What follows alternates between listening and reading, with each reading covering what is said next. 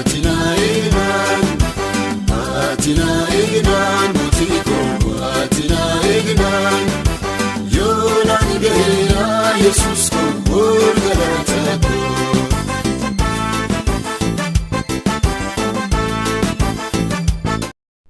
kabajamtoota jaalatamtoota maatii taaddalechituu nageenya jaalalli araaree waaqayyoo isiniif haa baay'atu jechaa obboleewwan kiyya qaqqaalii gaggaarii anaa dhufuu baga nagaan dhuftan yoo yaa siniin jedheen jira.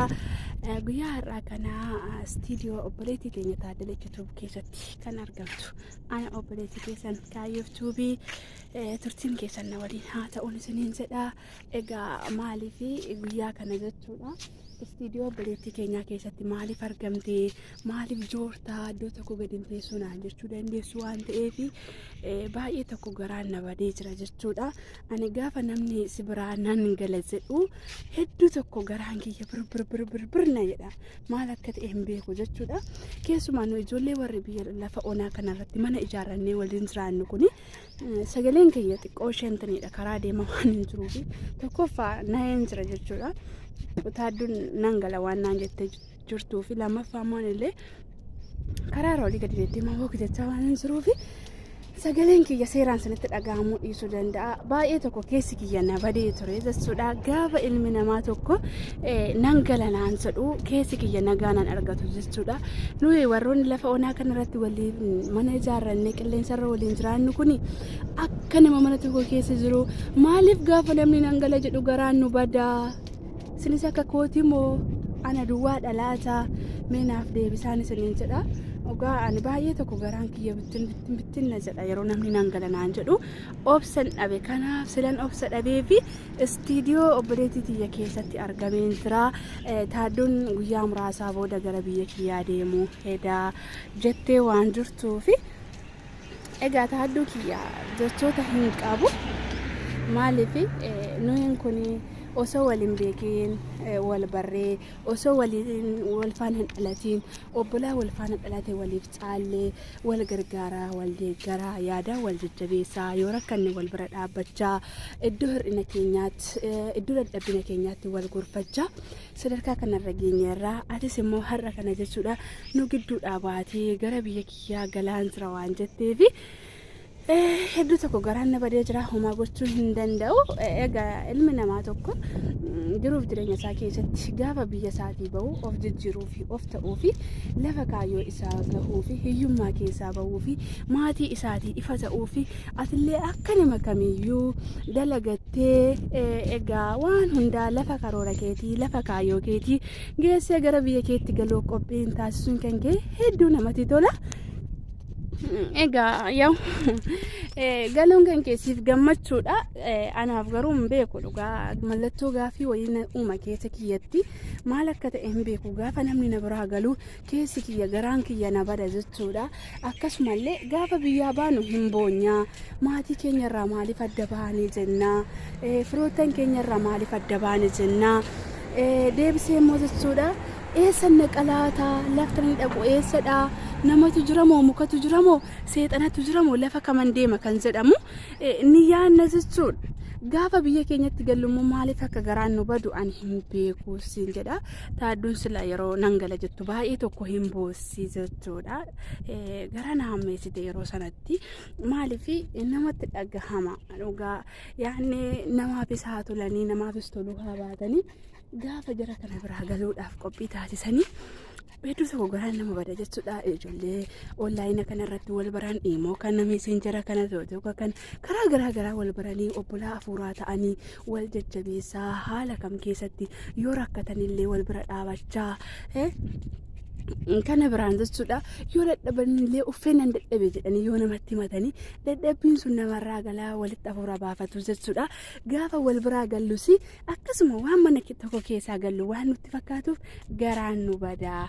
Anallee garaan na badee jira. Sinillee obboleewwan kiyya akkuma kootii laata mee moo anuma duwwaadha garuu na duwwaanatti fakkaatu bar namoonni baay'ees akkasuma. Egaa warroonni gaafa namni galu garaan isin badu asumatti illee akkasii garaan kiyya na badaa hin danda'u nin jeeqamaa gaafan biyya galu warri jettanii koomentii jalatti nu barreessuu dandeessu. Siniin jedha obboleewwan kiyyaa. Egaa guyyaa kana hundumti keessanuu sa'aatii keessan aarsaa godhattanii istiidiyoo ishee keessa ana faana warra jirtanii hedduu galatooma. Akkasumallee mee guyyaan kun guyyaa gaggeessaa isheeti waan ta'eef laayik sheer godha. Jaalala obboleettii keenyaaf qabdan ibsadhaan siniin jedha. Maaliifii wal malee homaa hin qabnu waan ta'eef yoo nuti wal jajjabeeffanne yoo nuti wal faana dhaabanne yoo nuti karaa jireenyaa walitti agarsiifanne karaan jireenyaallee nuuf ifa jechuudha. Nu jechuun hiriyoota jechuun daawwitii walii keessatti kan of ilaallu jechuudha. Har'a kana jechuudha ofii keenya daawwitii keessatti kan of ilaallu osoo hin taane daawwitiin keenya isin waan ta'eef isin keessatti of argaa jirra waan ta'eef asin immoo yaanni mudannoo keenya waan hundumaa dadhabbina keenya hanqina keenya jabina keenya kan nutti eenyu ta'a isin ta'a jechuudha. Kanaaf obboleewwan kiyyaa obboleettiin keenya illee biyya galti jettanii jechuudha irraa fagaachuu osoo hin taane mana ishee keessa deemtanii laayik gootanii fi viidiyoo isheen gadhiifattu hundumaa sheer akka gootaniif abdii guutuun qabaan isiniin jedha. Egaa kaayyoo ati bargaggeessaa ishee dhufte jettanii warri haga yoonaa gurra keessan saf jettanii jettanii yookaan imimmaan illee warra akka hogowwaa imimmaan siin qaqqabaa ture piraanki taatanii jirtu. Taaddaluun galaa hin jirtu. Ani garuu gammachuu kiyya ibsachuuf istiidiyoo ishee keessatti dhufee jira.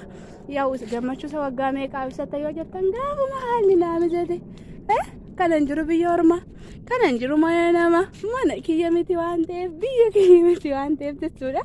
Yeroo har'a biyya ofii keessatti jeeftoomni dhabamee jira. Firiideemiin dhabamee jira. Baay'ee biyya ormaa keessa dhiisaati jechuudha. Taaddee kiyyaa congratulations in sedensra baga gammadde warroonni prank taatanis baga prank taatanin sinin jedha waan mondo prank taatu isini dhuguma galti ay ana yoo mangalattu gaayona baay'een keessan waayyo taaddaluunis galti moo oh my god ana yoo mangalaa jedhe kan gurra qeensu caala waan ta'eef egaa prank taatanii jirtu taaddaluun galuutti hin jirtu. Asuma sinuma faana ganaa yuutuuber irraa iyyitiin isiniin jedha.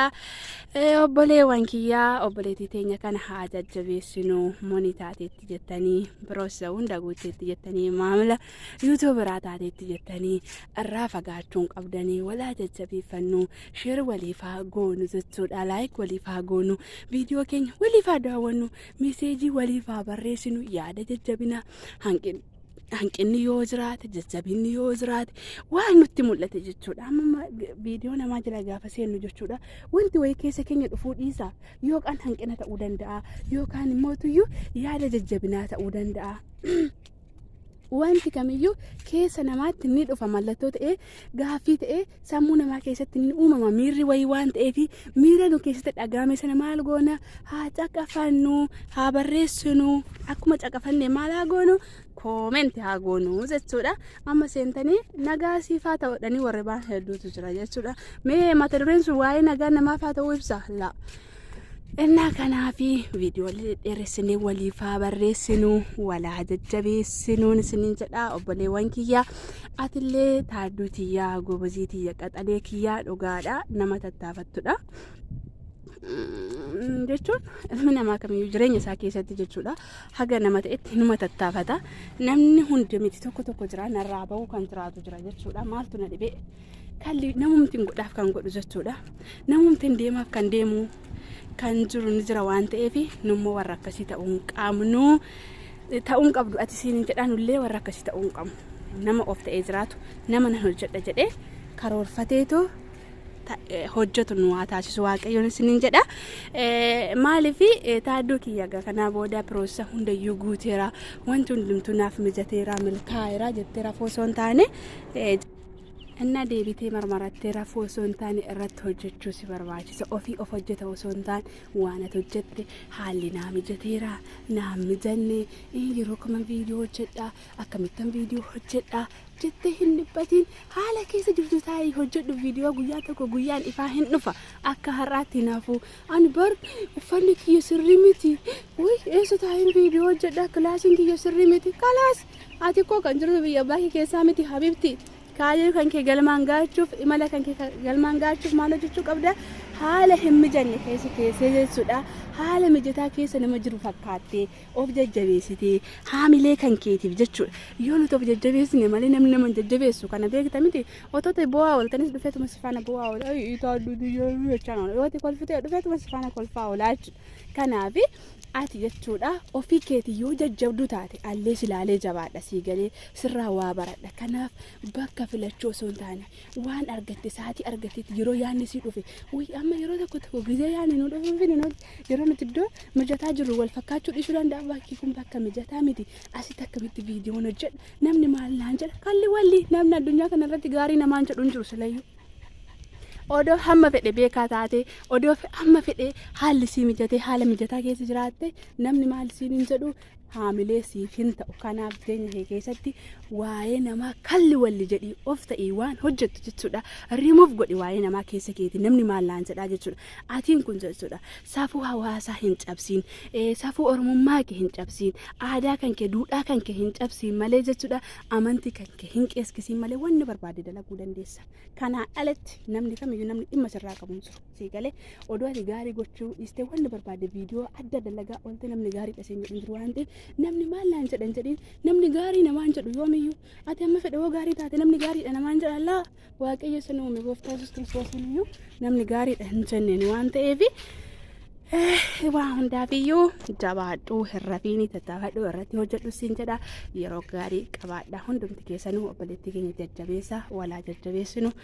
Imala kiyyas fixadhee kinoo gara mana kiyyaatti deebi'aan jira. Koottaa bunaan isiniif danfisaa na bira boqodhaan isiniin jedha mana kaayyootti ol seenaa. Koottaa mana gosa yeroo tokko narraa fagaatinaa argaadhuma keessanii. Inni akkasii yeroo gaarii qabaadha. Baay galeen jira kinoo. Natti tolera, natti tolera, natti tolera, natti tolera, natti tolera, beku natti tolera.